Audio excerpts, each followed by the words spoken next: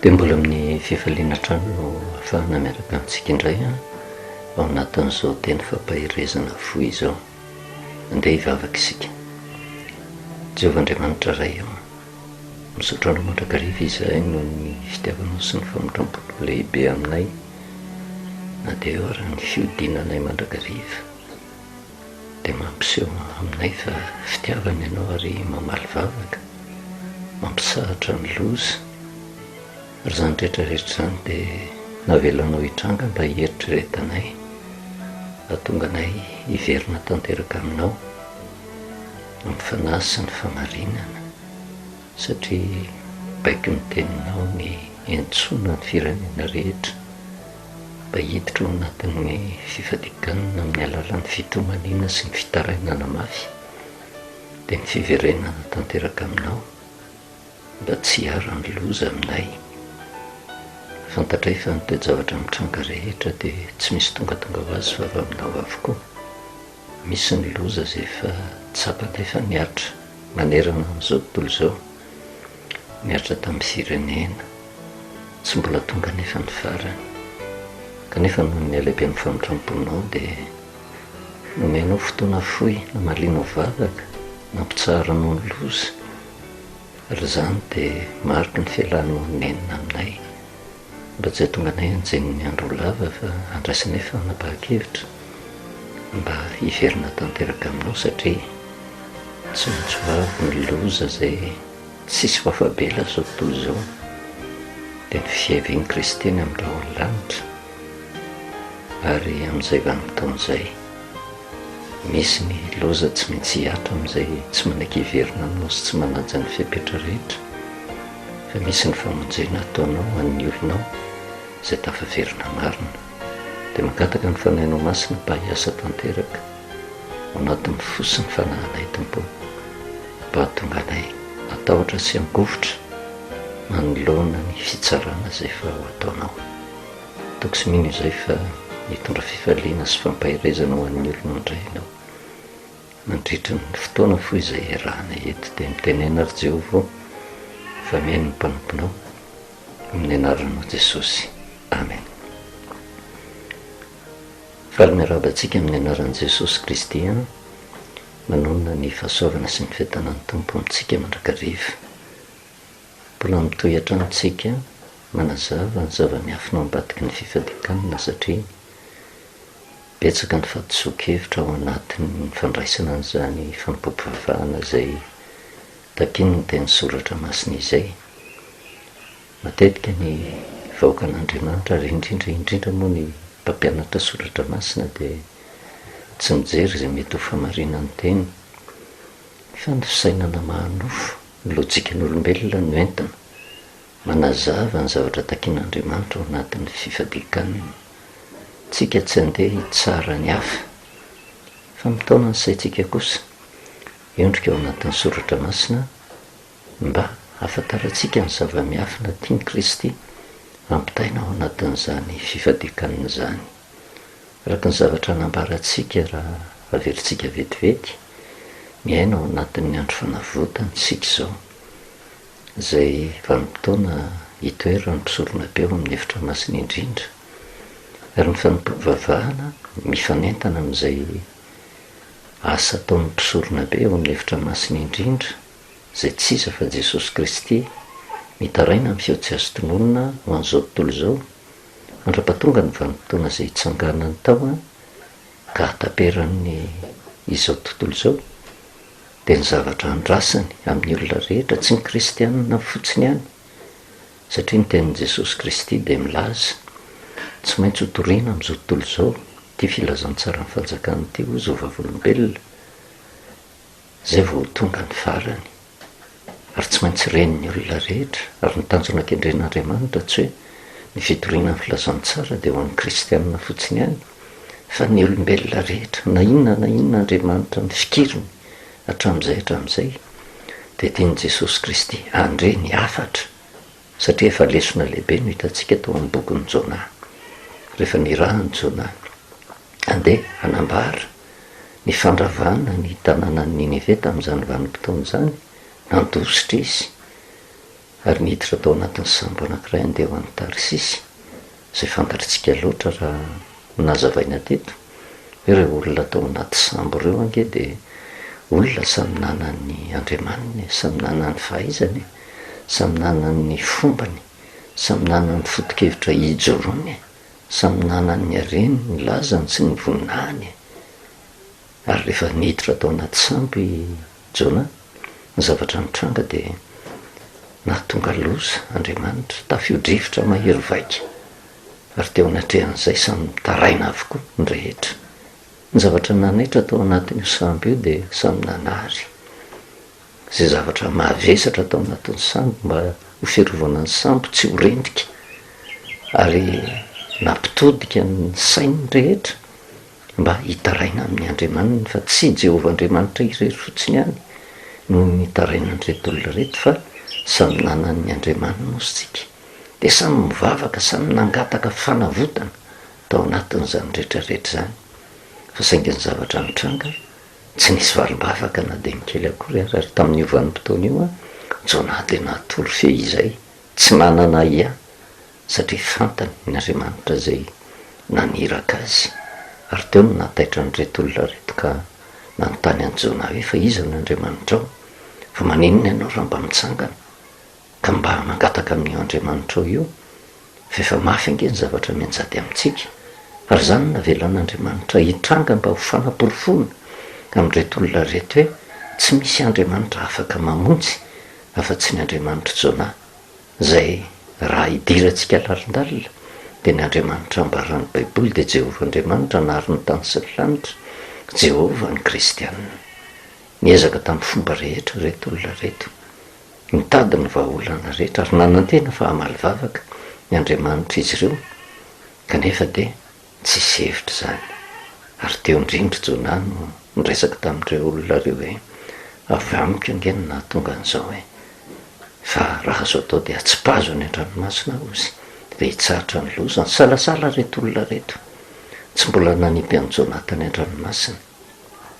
ary rehefa nisalasala izy vao maika ny hamafy ny loza. Farany nandray fanapahakevitra tanteraka mihitsy hoe tena andao atsipy any an-dranomasina i Jona. Eo amin'ny Jona toko voalohany, tsy mampaninona antsika somary miverina kely satria nitanjona kendrentsika, dia mba fahatsika mitodika amin'ny tenantsika, tena metra-panontaniana mihitsy hoe manahona ny fifadekany hidirako, tena araka ny sitrapon'Andriamanitra ve mba ahafahan'Andriamanitra mamaly vavaka antsika arak'izay tsy ampozintsika. Amin'ny Jona toko voalohany, Jona toko voalohany dia raisitsika eo amin'ny 4:40, dia nitaraina tamin'i Jehovah izy ka nanao hoe le reto olona reto zany, mifona aminao zahay Jehovah, aoka tsy ho faty, aoka tsy ho faty indray noho ny amin'ny ain'ity lehilahy ity, ary aza atao mpandasaka raha marina izay ozy, fa ianao Jehovah efa nanao izay sitraky ny fonao. Dia nobetany izy ireo Jona ka natsipo ny tany anaty ranomasina, ary dia nitsahatra ny fisafoakan'ny ranomasina ozy, dia natahotra ny Jehovah indrindra ireo olona ireo ka namono zavatra atao fanatitra ho an'i Jehovah sady nivoady. Rehefa tena natsipo Jona araka ny tenin'ny Jona hoe avy amiko ny nahatonga izao loza zao, fa raha tena roa hitsahatra ny loza atsipazo ao ambadik'izay tenin'ny Jona zay, dia te hampafantatra an'ireto olona reto hoe ny Andriamanitra ivavahan'i Jona ihany ny tompon'antoka amin'ny famonjena. Na inona ezaka ataon'ny olona ka ny antso ny Andriamanina,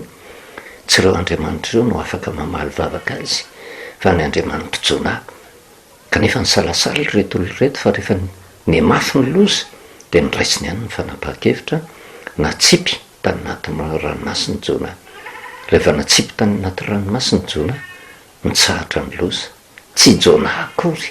natonga ny fitsaharany loza, fa ny zavatra tian'Andriamanitra nampitaina tamin'ireto olona reto, dia le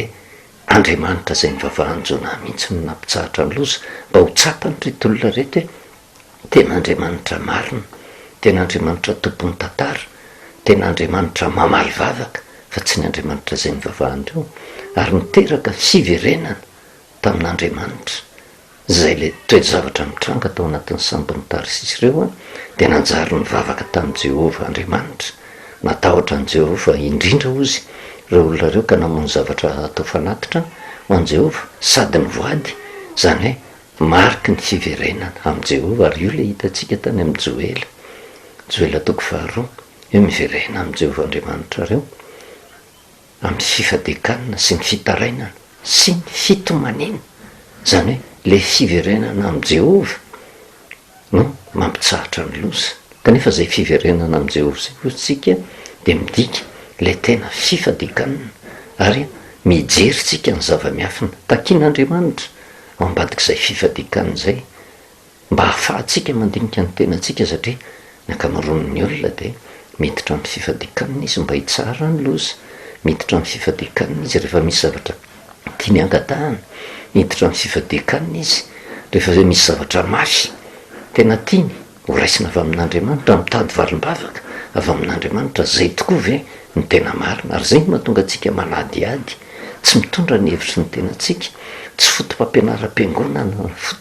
na foto-kevitr'olombelona no entintsika, fa rehefa mandinika ny soratra masina de hoe inona ny zavatra ambaran'Andriamanitra ao anatin'ny soratra masina, lay tena marina, fa tsy ahodikoditsika mba andraisantsika ny fahasoavana avy amin'Andriamanitra. De dinganitsika ny toko 2 satria mbola hiverenantsika izy io. Ary hitantsika koa moa ny zava-miafina tian'Andriamanitra ampitaina, satria Jesosy Kristy araka ny fanambarantsika ny amin'ny Mateo toko 2:12 de raha nangataka famantarana ny fariseo sy ny mpanorandalàna hoe mba ampiseho famantarana zay, de Jesosy Kristy no niteny hoe taranaka ratsy fanahy sy mpijangajanga ozy ny fatra-pitady famantarana, fa tsy misy famantarana azo omenina anareo afa-tsy ny amin'ny Jona mpaminany, fa tahaka ny toeran'ny Jona atelon'andro sy atelon'alina tao kibon'ny hazan-drano, no tsy maintsy hitoerany zanak'olona atelon'andro sy atelon'alina ao kibon'ny tany. Ary mbola hiverenantsika hoe inona ny ifandraisan'ity bokin'ny Jona ty, satria tsy afa-misaraka amin'ny fifadikaniny zay, satria rehefa natsipy tokoa Jona tsy maty ange izy, fa zao nisy trondro lehibe nitelina azy nandritra ny atelon'andro sy atelon'alina, fa rehefa afaka ny atelon'andro sy atelon'alina de natsipy n'le trondro teny an-tanymaina Jona, velona Jona, fa saingy nandritra ny vanim-potoana ny toerany tao kibon'ny hazan-drano de nisy zavatra nataon'ny Jona tao zay mbola ho hitantsika ihany koa hoe zava-miafina mahakasiky ny fifadikanana. Fa tonga de nidinganantsika ty amin'ny Jona toko 7 mba ho azavaintsika bebe koa, satria ny iraka nampanaovina ny Jona de iraka mba hilazana ny mponina atao amin'ny tanànan'ny Ninive, raha afaka 70 andro de horavan'Andriamanitra tanànan'ny Ninive, satria tafapaka tamin'ny lanitra ny fahotan'izy ireo. Ary nidikan'izay le hoe fandravana ny tanànan'ny Ninive izay de hoe fandringanana tanteraka an'izany tanàna zany vokatry ny faratsiana. Jona toko 7 rehefa tena nandeha ny tantara, resy lahatra Jona natsipy n'le trondrobe izy teny an-tanymaina, de tafaverina ho amin'ny laon'ny tanteraka, lasa nanatanteraka ny iraka nampanaovin'Andriamanitra azy, lasa nandeha lalana ndray androzy nitory tamin'ny mponina tao Ninive hoe miomany nareo a, fa raha afaka 70 andro de horavan'Andriamanitra ny tanàna, ho asian'Andriamanitra nareo. Foy osika ny tantara tao amin'ny Jona toko 7, fa rehefa velarina tsy hoe tena tonga de ilaza loza fotsiny zao hoe inona moa no hahatonga ny loza aminay, nefa tsy fantatra hoe inona ny antony mahatonga an'izany rehetrarehetra zany. Ary Andriamanitra tsy Andriamanitra masika be ka anafai ny olona fotsiny am'izao, fa mampafantatra ny olona ho izy aloha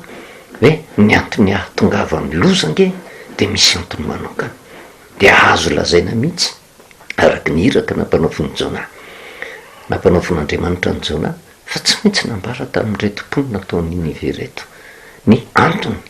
andraisan'Andriamanitra fanapa-kevitra andravana n'izany tanàna zany, hoe tena tafapaka ny lanitra ny fahotanareo, manadino an'Andriamanitra ianareo, mpamon'olona ianareo, liba tao anatin'ny fahotananareo, ary tena tsy zakan'Andriamanitra tsony mitoetra anareo. Zay no nandraisan'Andriamanitra fanapa-kevitra, fa raha afaka 70 andro de ho hitanareo fa horavan'Andriamanitra ty tanàny ty. Io loza nampitaina tamin'ny mponina taon'ny Ninive io, zany hoe afatra ny verimberina nandritra ny 70 andro, afatra ny verimberina nangovotra sy natahotra ny mponina taon'ny Ninive. Ary rehefa nitolo Jona de voatsindrona po izy ireo, ary tena niaiky tanteraka mihitsy fa marina ny zavatra nambarany Jona, satria nitodika tamin'ny tenany izy hoe tena ratsy tokoa tsika, tena niaina tao anatin'ny fahotanitsika, nanao ratsy tsika, namono olona tsika, tena ny fiainantsika rehetrarehetra de manao ny tenatsika tena hoe fiekena, fa tena tsy misy zany Andriamanitra zany, ka zay sitraky ny fotsika no ataotsika. Ny 14 sy ny manaraka raha iverenantsika vakina de zao no voasoratra hoe: ary Jona ozy de netomboka nandeha teo an-tanàna lalana indray andro, ka nitory hoe rehefa afaka 70 andro de horavany Ninive. Inona ny vokatra zay? Nino an'Andriamanitra ny olona. Ary ny dikan'izay finoana zay fa nazavaintsika kely teto hoe ny finoana ange de ny fiekena fa marina ny tenin'Andriamanitra zay re, tsy arakaraky le eritreretin'ny olona hoe matetika mantsitsika kristianina vokatry ny tsy fandinihana soratra masina de entsika hitsarana ny hafa le hoe ka mino le olona na tsy mino le olona, fa ny fieritreretintsika fa mino le olona de zao mivavaka tamin'Andriamanitra tsika de nisy zavatra nangatahantsika tamin'Andriamanitra, de rehefa tanteraka zany de zay natao hoe mino, fa tsy zay mihitsy ny famaritana ny finoana, fa ny finoana de fahatokiana tanteraka, fienteherana tanteraka amin'ny tenin'Andriamanitra, fankatoavana tanteraka amin'ny tenin'Andriamanitra, miaraka amin'izay le hoe ekeko fa marina ny teny jereko, na teny hitondra fahasoavana io, na teny hitondra loza io. Ary ny zavatra nisy teto tsy nampanantena fahasoavana ho an'reto olona reto Jona araky ny teny na ny rahan'i Jehovah azy, fa ny zavatra nambarany Jona tamin'reto olona reto de hoe horavan'Andriamanitra ny tanàna. De zay no natonga azy nino, zany hoe natoky fa marina zay teny zay, ary natoky tanteraka fa hoe tena tsy mandainga io Andriamanitra io, fa raha afaka 70 andro tokoa horavan'Andriamanitra ny tanàna. De inona ny zavatra nitranga? Nino an'Andriamanitra ny mponina tao Ninive osika ny antsoandro, ny antso fifadikanina sady nitafy lamba fisaonana hatramin'ny lehibe ka hatramin'ny kely. Ary noho ny efa ren'ny mpanjakan'ny Ninive zany ozy de nitsangana ny ala tamin'ny seza fiandrianana izy, ka nanaisotra ny akanjom-boninahiny de nisarona lamba fisaonana sady nipetraka tamin'ny lavenina, ary nasaina nantsona sy nambara eran'ny Ninive araky ny didin'ny mpanjaka sy ny mpanapaka koa, aza vela isy anendrianina akory, na olona na biby fiompy, na ny ondry amanosy sy ny omby, eny aza vela isy hihinana na hisotro rano akory ireny, vaoka samy sarona lamba fisaonana ny olona sy ny biby fiompy, ary aoka hitaraina mafy amin'Andriamanitra izy, ary aoka mba samy afoy ny lalany ratsy sy ny fandozany ny an-tanany avy izy rehetra. Fa ngamba ozy hiverina ihany Andriamanitra ka nenina ary hiala amin'ny fahatezerany rehetra mba tsy ho lany dritra isika. Zay ny zavatra mitranga. Ary teo ny resantsika hoe le antso fifadikanina tsy antso fotsiny atao amin'ny kristianina, fa ny kristianina aloha ny tokony hiverina amin'ny laonina, tena miditra ny fifadikanina arak'izay takiny ny teny soratra masina, mba hianaran'ny olona tsy mahalala an'Andriamanitra ny fomba ny kristianina, satria ny afatra eto tsy hoe kristianina nantsoina hibebaka fotsiny teto, fa ny mpanjaka mihitsy rehefa nahatsapa ny fahadisoany sy ny fahamarinana ny tenin'Andriamanitra, le mpitantana ara-nofo, le mpitondra fanjakana,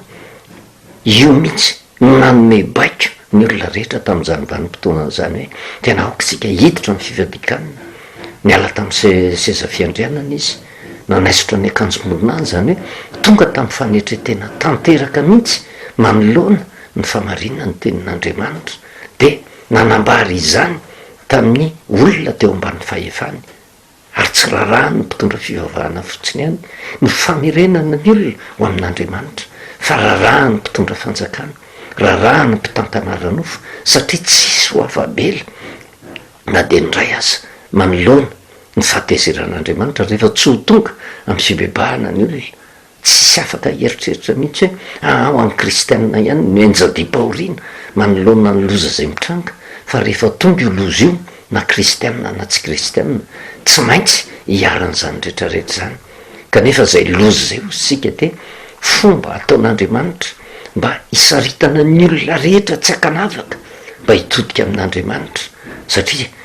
fantatritsika tsara nyfamarinany soratra masina tsy misy fahefana tafapetraka afa raha tsy ny sitrapon'andriamanitra ary tokony hatsapan'izay mihitsy nizaniza olom-botendry na inona na inona fahefanananany ninonninona voninahitra ananany ninonninona fahaizany ninonninona ezaka ataony matoa izy mbola tafapetraka eo avy amin'andriamanitra zany rehetrarehetra zany ary amin'ny vanim-potoana atsapany fa andriamanitra no nametraka azy teo no tokony hisarika ny sainy hitodika amin'andriamanitra mandrakariva ka tsy fahatra fotsiny any am'le hoe fitediavana ny tombontsoarano fotsiny ny antony hipetrahany eo fa famerenana ny olona ho ao amin'andriamanitra satria rehefa andriamanitra no miditra antsehatra eo amin'ny firenena matahotra an' jehovah sambatra zany firenena zany kanefa nytoejavatra misy zay hitatsika am'izao vanim-potoana zao zay mitranga manerina an'izao tontolo zao miatra de to amin'ny firenetsika tsy afabela tamin'ny loza nandalotsika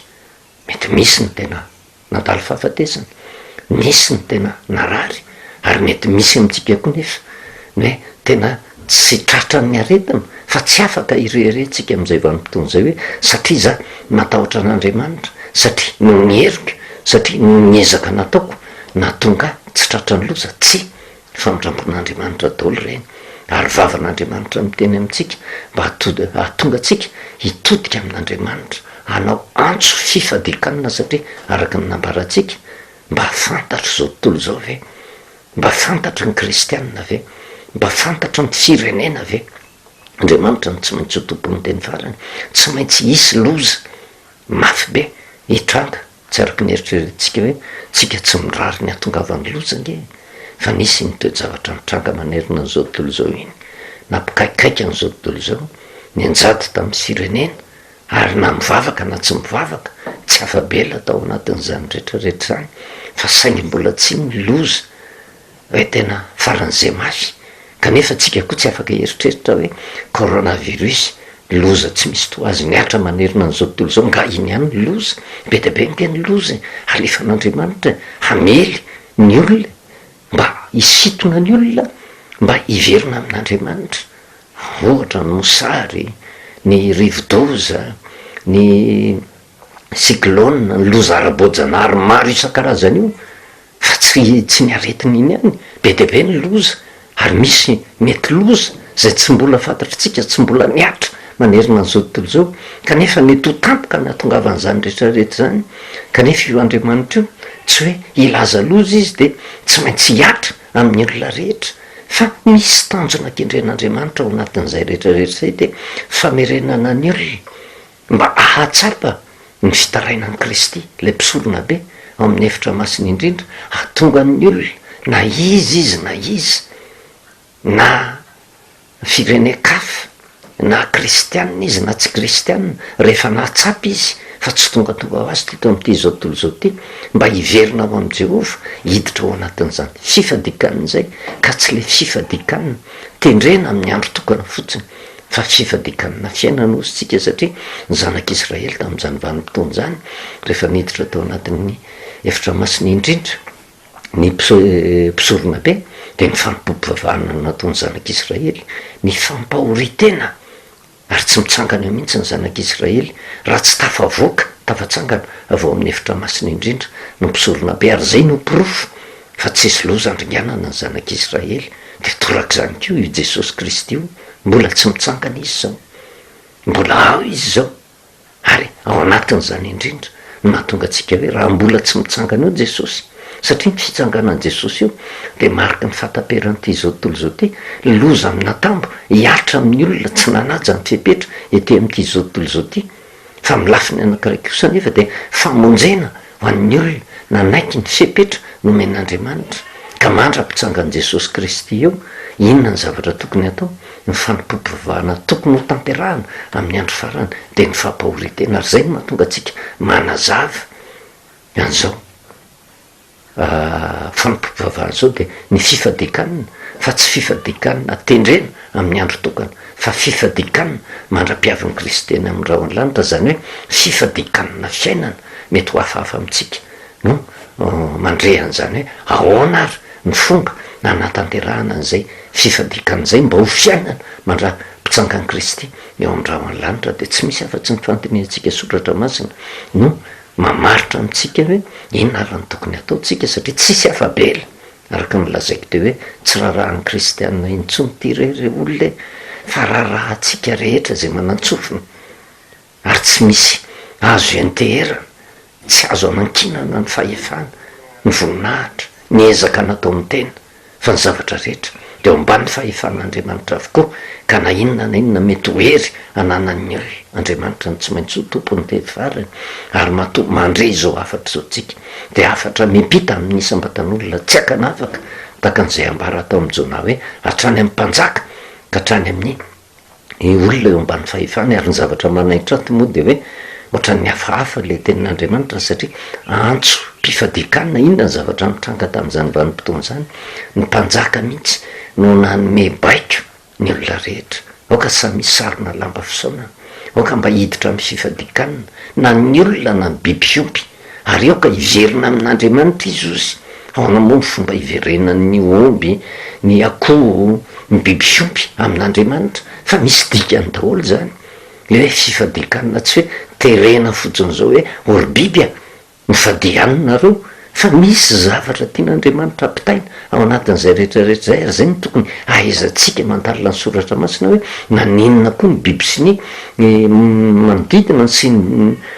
biby fiompy rehetrarehetra no nasaina ny fahadianina dia misy antony zay rehetrarehetra ary tokony fantarantsika zay antony rehetrarehetra zay fa ny tena zavatra takiany tenin'andriamanitra dia hoe le olona mihitsy aloha miditra amin'izay fifadikan'izay zay fampahoriten'izay satria misy loza mananotaninao dia mibaiko nomena hatramin'ny mpanjaka inona moa ny tsindrentsika tao anatin'izay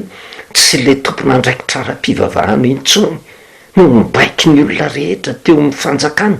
teo amin'ny firenena tamin'izany vanim-potoana zany fa le mpitantana ranofo mihitsy no nanome baiko tanteraka mihitsy ny olona teo ambany fahefany na mpivavaka izy na tsy mpivavaka hoe andaotsika hiverina amin'i Jehovah, andaotsika hitafy lamba fisaonana, andaotsika hiosondavenina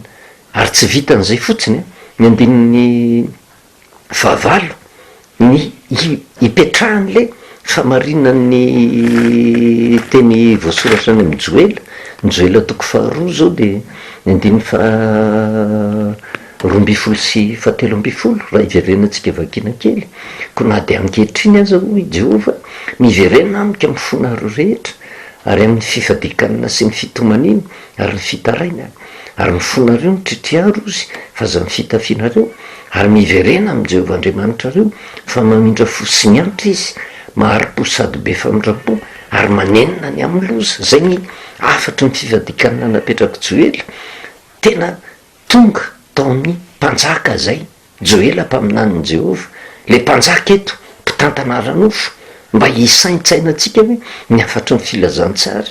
tsy afaka ilazysika hoe raharahan'ny kristianina fotsiny zany raharahan'ny mpivavaka fa tena afatra vokatra ny fitiavan'Andriamanitra ny firenena manokana mihitsy hoe tena raharahan'ny olona rehetra na lehibe izy na kely na manamboninahitra izy na mahantra na olona madinika izy raharahan'ny firenena rehetra satria rehefa ho tonga ny loza dia tsy manavaka io hoe any loza dia ho an'ny kristianina rery any na ny loza dia ho an'ny tsy malalin'Andriamanitra fa ny loza dia ho an'ny olona minimikipy manao an'Andriamanitra tsy misy manantena mentehatra amin'ny fahefany amin'ny lazany amin'ny voninahiny amin'ny ezaka zay nataon'ny tenany fa ninonina ezaka ataon'ny olona rehefa tsy miditra antsehatra Andriamanitra miala maina eo fotsiny ka eto ny mpanjaka dia nanome baiky ny olona rehetra ary eo amin'ny andinin'ny fahavalo dia jerevo tsara nge ka hatramin'ny fasivy ny afatry ny mpanjaka fa aoka samy sarona lamba fisaonana ny olona ozy sy ny biby fiompy ary aoka hitaraina mafy amin'Andriamanitra izy ary aoka samy afony ny lalany ratsy sy ny fandrozany eny an-tanany avy izy rehetra fangamba hiverina ihany Andriamanitra osika anenina sy hiala ny fahatezera mirehitra mba tsy ho lanindrehitra isika afatra avy amin'le mpitantanara-nofo nahatonga an'izany rehetrarehetra zany. Antso natao amin'ny olona rehetra mba hiditra amin'ny fifadikanana, antso natao amin'ny olona rehetra mba hitaraina mafy amin'Andriamanitra ary mba afoy ny lalany ratsy sy ny fandrozana eny an-tanany avy izy rehetrarehetra. Tena afatra mamerina ny olona ho amin'ny laoniny mba handeha ho amin'ny famarinana ary ny zavatra rehetra iainany dia apetrany eo anatrehan'Andriamanitra, mandeha amin'ny fatahorana an'Andriamanitra. Io nge no mahatonga ny firenena rehetra mikorotany miantso an'Andriamanitra mivavany. Kristy dia miteny an'izany,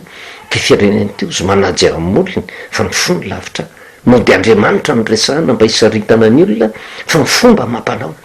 tsy araky ny famarinana fa manohatra ny sitrapon'Andriamanitra. Anika tonga ny loza kanefa dia eto fianarana ho antsika izany, mpanjaka anankiray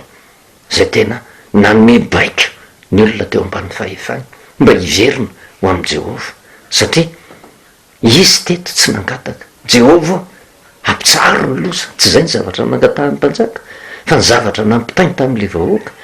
samy mahafoy ny lalany fa iza ny mahalala. Sao dia mba manenina ihany Jehova. Be dia be nge ny olona tena miditra amin'ny fifadikaniny, izy mangataka ny loza hitsahatra fa izy tsy miala amin'ny ratsy ataony. Ary zay fahadisokevitra zay ny tian'Andriamanitra mba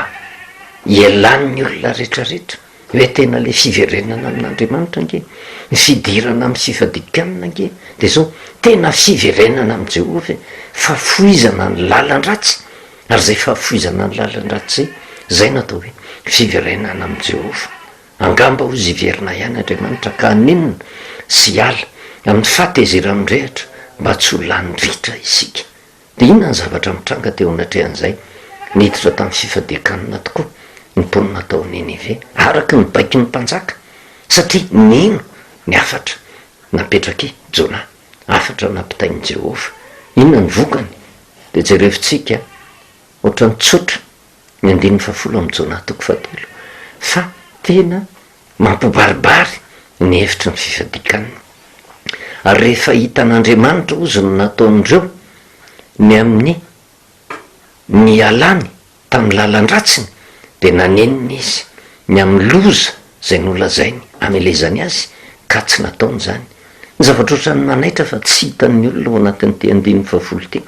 Atao anatin'ny te 9:10 ty niditra tamin'ny fifadikanana ireo olona reo, ny tafy lamba fisaonany ireo olona reo, ny oson-daveniny reto olona reto. Ary tao anatin'izany indrindra natonga azy tena nanome baika ary azo antoka mihitsy fa ny zavatra mitranga dia zao tena nandray fanapa-kevitra hiala tamin'ny lalan-dratsiny. Ny zavatra tokony ho hitantsika satria fifadikanana no nresahana tato ny 9:10 dia zao ny voasoratra hoe rehefa hitan'Andriamanitra no nataon'ireo ny amin'ny alany tamin'ny lalan-dratsiny. Tsy misy resaka mihitsy zany ao anatin'ny 9:10 hoe rehefa hitan'Andriamanitra fa mifady anina reto olona reto dia nanenina izy ny amin'ny loza zay nolazainy amelezana azy ka tsy nataony zany. Zany hoe tsy le fifadikanana ara-baky teny akory,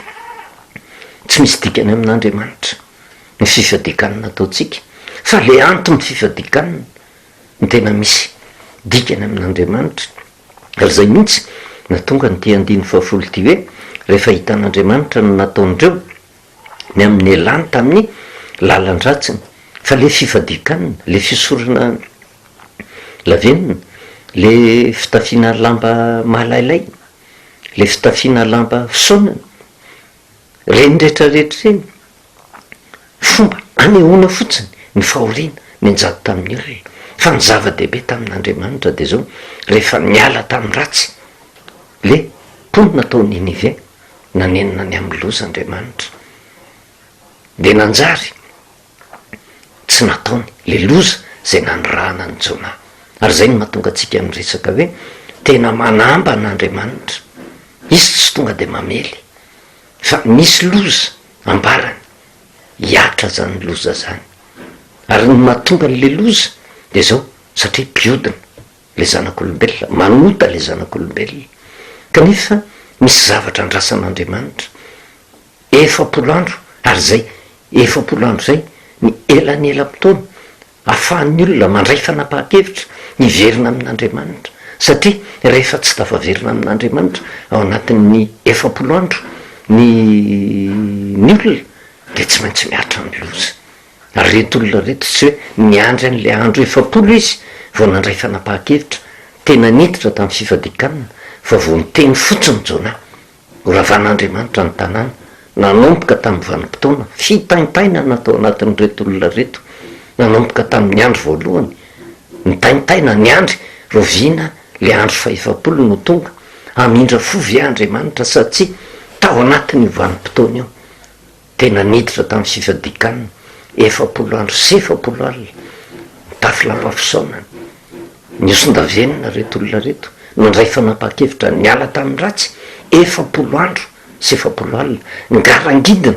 ary rehefa tonga ny 7 andro sy 7 alina satria hitan'andriamanitra fa niala tamin'ny ratsy reto mponina taon'iny ve reto zavatra mitranga de zao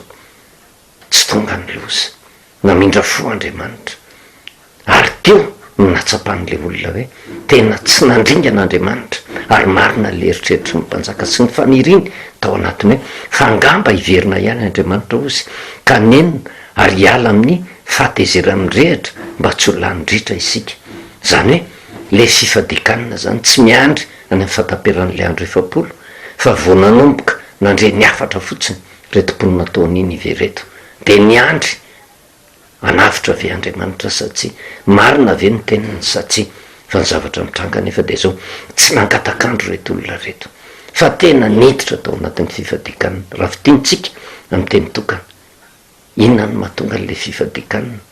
ny olona miditra amin'ny fifadikanina de olona mahatsapa fa misy loza mitatao ao ambony lohany io loza mitatao ao ambony lohany io vokatry ny fiodinana raha araka ny bokyny jona nefitsika tsy afaka hitompoteny fantatra hoe tena tsy maintsy hitovy amin'io ao am'bokyny jona io daholo fe ny fifadikanina rehetra fa tsy maintsy mijeritsika andiny-tsoratra masina hafa anamafisatsika n'izay famarinan'izay fa raha eto aloha araky mihitatsika satria mbola hijeritsika tantaran'ny fifadikanina de matoa miditra tamin'ny fifadikanina reto olona reto de zao misy loza mananotanina azy efa hiatra aminy ao ary io loza io avy amin'andriamanitra io vokatry ny fiodinany reto olona reto de manambara loza Jehova maniraka olona izy tsy maintsy maniraka olona foana izy milaza hoe isy loza andringanana anareo vokatry ny fahotanareo ary zay le filazana ny loza hiatra zay de tena fampiverenana ny olona ho amin'ny laoniny mba hatonga ny olona hiverina amin'andriamanitra fa mbola tsy miatra ny loza fa manambana fotsiny andriamanitra ary misy fe-potoana omen'andriamanitra mba tsy hatonga ny loza io hiatra amin'reto olona reto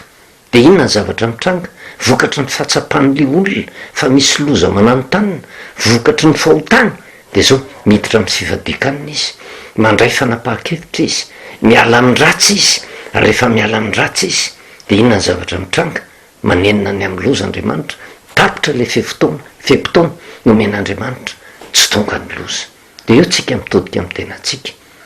miditra amin'ny fifadikanina ny akamarony ny kristianina rehetra ary tsika tsy andelo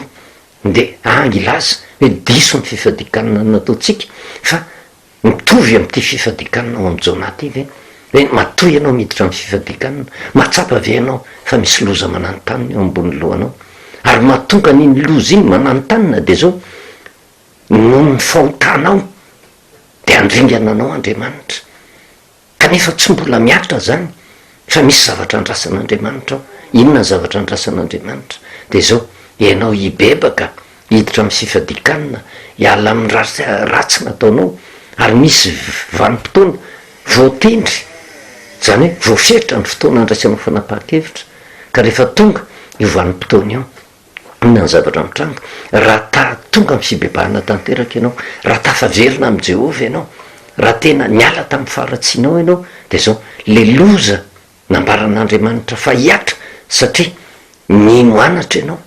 nino ny afatr'andriamanitra ianao de zao tsy ho tanterahan'andriamanitra zany ary mbola mariky ny fitiavan'andriamanitra atsika no andrenesantsika n'zany afatra zany apahany ny amin'ny fampompivavahana fampahoritena mandra-piavin'ny Kristy zany fa saingy ny zavatra hitatsika am'izao vanim-potoan'izao hoe tena mbola miaintsika mbola tsy tonga fataperan'ity zao tontolo zao ty fa voafetra ny fotoana iainantsika ty am'ity zao tontolo zao ty misy loza mananontanyna atsika kanefa misy lalana soritan'Andriamanitra fa atsika mivoaka na kristianitsika na tsy kristianitsika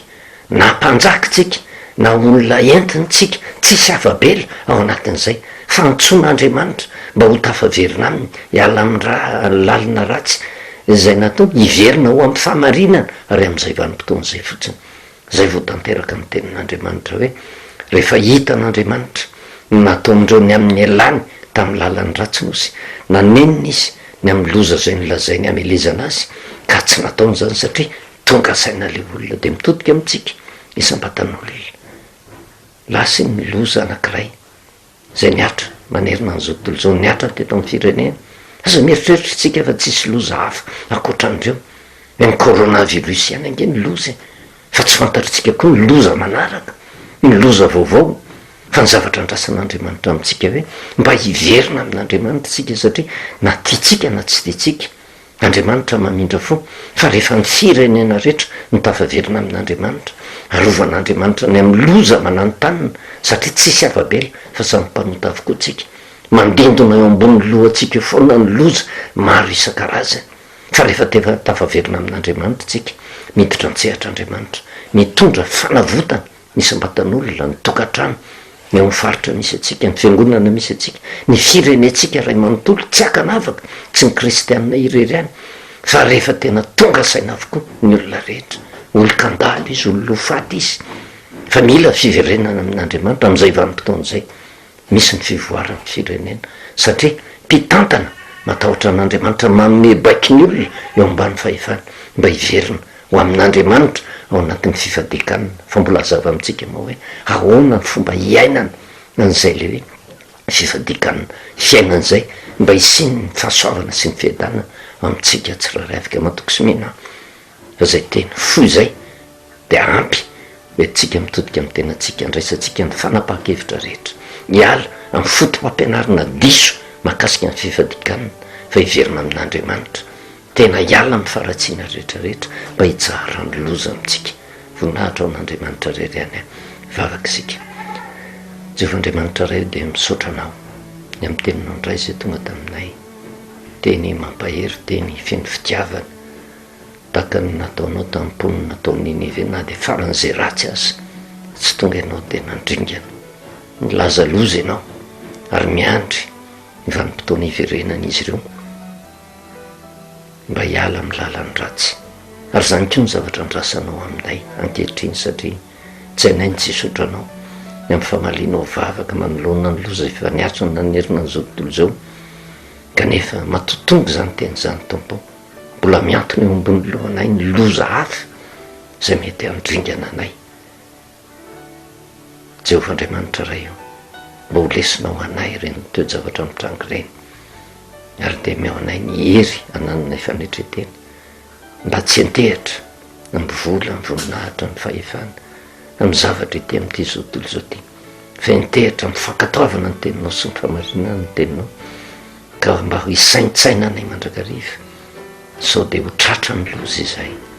meo anay tompo niverina tanteraka aminao amin'ny famarinana hibebaka hiala amin'ny lalan-dratsy indrindra ny firenenay tompo ary ny fanirenay de mba ho ataonao fitaratra ao amin'ny firenena rehetra zao firenena malagasy zao de firenena matahotra anao mba ho fitaratra